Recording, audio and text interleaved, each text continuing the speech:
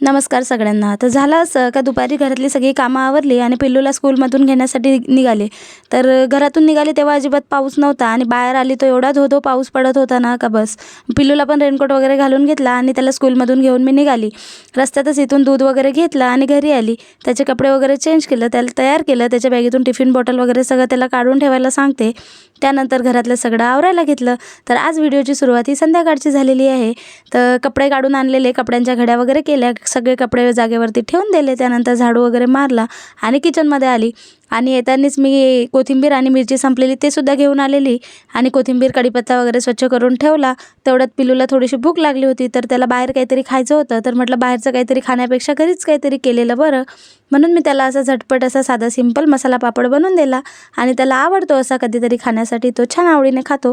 तर त्याला पापड वगैरे खायला दिला. आणि तसं तर आज होता पोळा, पण सणाची खरी मजा तर गावातच, आपलं काय सगळे दिवस सारखेच. त्यानंतर संध्याकाळची मस्त दिवाबत्ती वगैरे करून घेतली आणि इकडे बैलांची सुद्धा पूजा केली होती आज. तर असा होता आजचा दिवस. चला मग भेटू उद्या, तोपर्यंत बाय बाय. श्री स्वामी समर्थ.